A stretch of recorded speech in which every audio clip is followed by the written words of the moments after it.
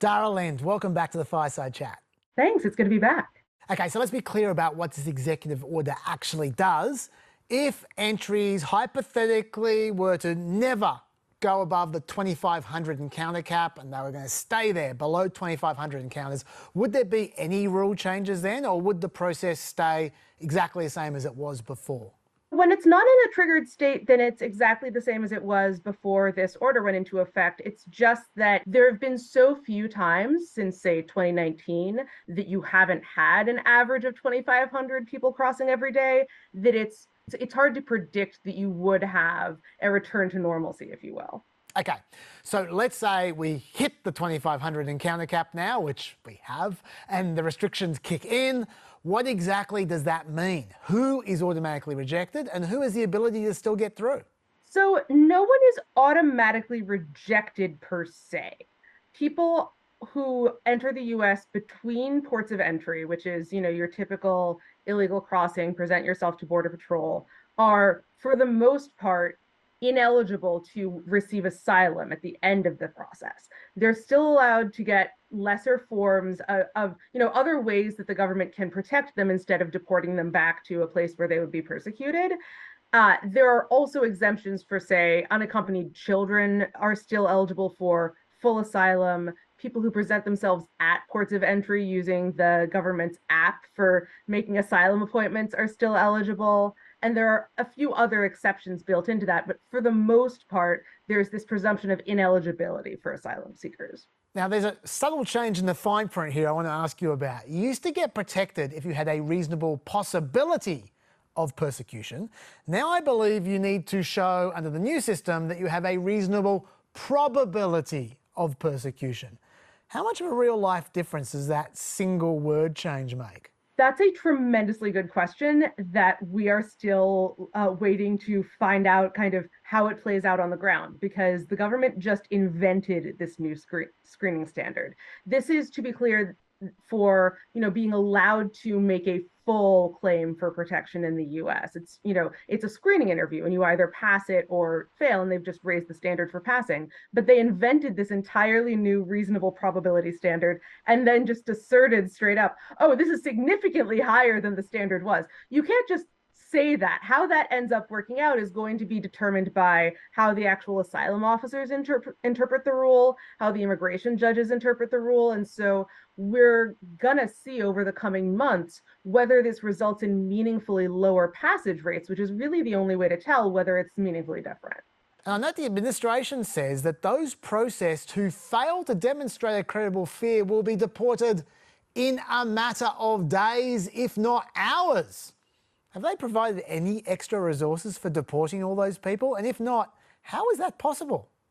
They have not provided any extra resources for deporting people. Furthermore, there was an expectation that this announcement was going to come with an expanded deal with Mexico to expel some people back to Mexico, since that's much easier and cheaper for the government than deporting everyone back to their home countries, but that hasn't materialized. So we're looking at a situation in which a government that currently has the resources to detain and deport a pretty small fraction of border crossers is suddenly saying that it's going to have the resources to detain and deport all of them. And there are certainly a lot of questions about the extent to which that can be implemented at all and what it's going to look like when it presumably inevitably fails to live up to those expectations. Now, Dara, I see there's a 5-year ban for those who are removed under this policy. Is that for everyone who's intercepted and rejected, or is it just for those who actually undergo a credible fear check? And could that make a difference in the long run? So this is a very good question, and I may have to actually click out of it, because it's all right. here's what I will say. Nothing in the policy that they announced, nothing in the actual change to regulations that was put out this week institutes a 5-year bar. That is something that they are highlighting in order to emphasize you shouldn't come to the United States, because if we reject you, you'll be subject to this bar. Now, people who are deported from the United States already are barred for a certain amount of time from re-entering legally. So it's not, this is something that they're using over and, to just kind of as a messaging tool, right? On the theory that the more you tell people, well, it's really, really harsh punishment, the less likely it will be for them to come. But it doesn't change the fact that, yes, if you try to enter the United States and are caught and are deported, there is a punishment attached to that for when you can re-enter legally. This just gets more and more complicated because, as you said, there is also an app, the CBP One app, which allows about 1,450 people to make formal processing appointments every single day. Are those people counted towards the 2,500 encounter cap? And does the app keep taking 1,450 people a day, even in a restricted state? No and yes, respectively. And this is really important. Unlike efforts previously to shut down asylum both at ports of entry and between ports of entry, the Biden administration is saying, look, we're letting you get asylum. You just have to come, quote unquote, the right way. You have to come to an official border crossing and you have to have an appointment. Now, those 1,450 people a day, that's a very, very small fraction of the people who are seeking appointments. We're still looking at, wait times for appointments that are measured in months. So there's definitely, it's not that they're, free to accommodate anybody who wants to step forward, but it does mean that, if you're really, really have your heart set on getting asylum per se and not on getting a lesser form of relief, you can just keep refreshing the app and wait till an appointment appears. Right. And just because I've already forgotten, the app does keep taking people during the restricted period, yeah? Yes, whether or not there is an official, border emergency, you are allowed to get asylum in the US if you have an appointment, and presumably the app will still continue to accept appointments. None of this is actually codified in regulation. The number of appointments per day is just something the Biden administration has set. And in theory, they could decrease that at any time. They could also increase it if they wanted to meaningfully increase capacity at ports of entry that are responsible for actually, processing these people. Now, Dara, these restrictions are meant to be temporary, only lasting until encounters fall below 1,500 per day. But do you think that's ever going to occur? Is it possible that it will occur? Yes. Is it possible that it will occur for a sustained period of time?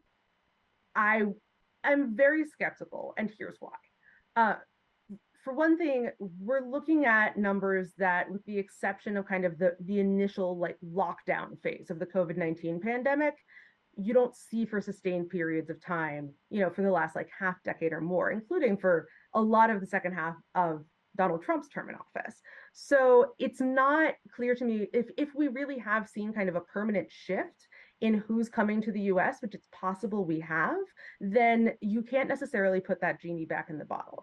The other thing is that, if they are going to say, we'll reopen the border to asylum applications, that's exactly the kind of information that smugglers will then use to say, the border is open again, you should come. And so it's very likely that even in a world where, the emergency situation is closed, that you then see the kind of numbers happening that would require them to put it back into effect. It's certainly not, I would say it's not a policy that is designed to make itself less necessary. If anything, it's by its design going to remain in place fairly indefinitely, barring some kind of external intervention. All right. So when these restrictions are in place, possibly permanently, is the app the only difference between this and Trump's policy back in 2018? The app is certainly the major difference. There's also just, you can tell the differences between the two administrations by the way they write regulations, right? This one has a whole lot of complicated extra steps about, here is exactly what has to happen in order for you to get some form of deportation protections. The Trump ban was just a lot blunter. That can actually make a difference if we're talking about whether federal judges are going to uphold the policy or not. So it's not totally a cosmetic difference. But in terms of, the meat of it, yeah, it uses the same provision of US immigration law, and it takes the same population, with the exception of unaccompanied children who are exempted under Biden and not under Trump. And it says you cannot get asylum in the United States. Now, a lot of people are saying this is all 100% illegal under current law. Do you agree that this is going to immediately be struck down? Here in the US, there's become this kind of savvy, cynical assumption that it's going to get held up in court very quickly, if not immediately. And, with some critics of the Biden administration saying that that's what the Biden administration intends. I've seen enough immigration policies go into effect, especially those that roll out quickly after they're announced, like this one, which went into effect at midnight the night it was, the regulation text dropped at 4 p.m. and then it went into effect at midnight. To know that it's actually very hard to get a lawsuit up and running while a policy is already in effect, and it's also hard to get the policy to be stopped after you filed the lawsuit. So I'm not really sure that we're going to see the court stepping in a matter of days, which I think is what a lot of people just kind of quietly expect. I'm also not sure that courts are going to step in at all. This is a different, we do have a different tenor of the federal courts than there existed under Trump. At this point in the Trump administration, at the point in the Trump administration when he instituted his asylum ban, the federal courts were just very fed up with the amount of they weren't even paying lip service to going through the proper steps to make federal policy. And you could really see that in the court orders coming back to them. That isn't the case under the Biden administration. And the federal judiciary itself has changed. And so I would not, if I were a betting person, lay money on one side or the other of this getting held up. And what about the Supreme Court? Do you expect them to eventually invalidate this, or have they signalled they might be open to overturning current ideas of immigration law? The Supreme Court certainly hasn't demonstrated that it's bound by, just precedent per se. So the fact that a pretty similar, makeup to the Supreme Court, existed in 2018 when they, refused to hear an appeal on Trump's version of this, may or may not mean anything. That said, that was pretty recently, and it was a pretty definitive answer. And the Supreme Court has ruled against more hawkish interpretations of immigration law when it, in cases where the argument that the hawks are making would go against a whole lot of how the US government has always conducted immigration policy. And so because of that, I could see it going either way, right? You can make an argument that, this current Supreme Court is just going to say, yes, of course, asylum is being abused and therefore we're all right with whatever. You could also make an argument that this is the sort of thing that the Supreme Court would balk at and say, look, the text of federal law is not any less clear than it was, 6 years ago when we said that we weren't going to consider this. Okay, let's say Biden actually pulls it off. Let's say it's legal and it works.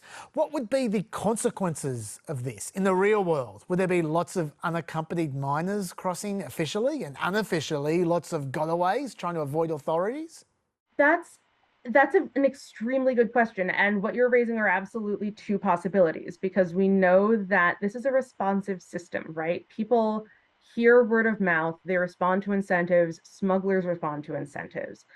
When we talk about this policy working, the Biden administration has been pretty open that they define working not just as, this policy holds up in court, but they can deport a lot of people now and have fewer people coming in future. That requires not just, everything on the US side of the border working, but it also requires things to, change in the rest of the hemisphere, or, for Mexico, for example, which has been doing a lot to interdict migrants over the last few months, to keep doing that kind of work, to, prevent to make sure that nothing else happens in this hemisphere that might cause another massive cascading refugee crisis. There are just so many other factors involved that it's hard to predict what exactly a post-asylum ban regime would look like, other than to say that it's not going to be quite as simple as nobody ever comes to the border anymore and asks for asylum. Finally, Dara, there was a news story earlier this week about how since 2022, more than 350,000 asylum cases were just closed by the US government, as in people who were in the country and in the system suddenly had their cases just closed. What happens to those people? Do they just hang around indefinitely with no means of gaining asylum or legal status? And how much of a problem is that?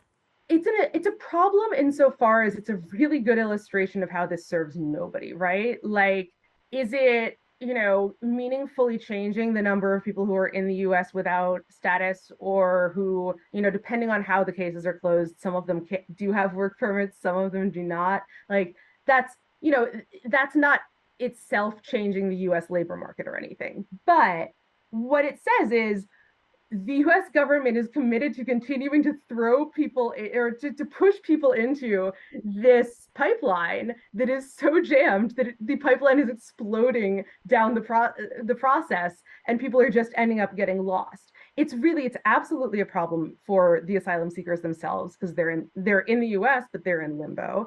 They, in some cases, they're being told that they should not, even if they think they have a really, really strong asylum claim, they should not turn around and apply for asylum with US Citizenship and Immigration Services, that they're not allowed to do that they're just kind of out of options.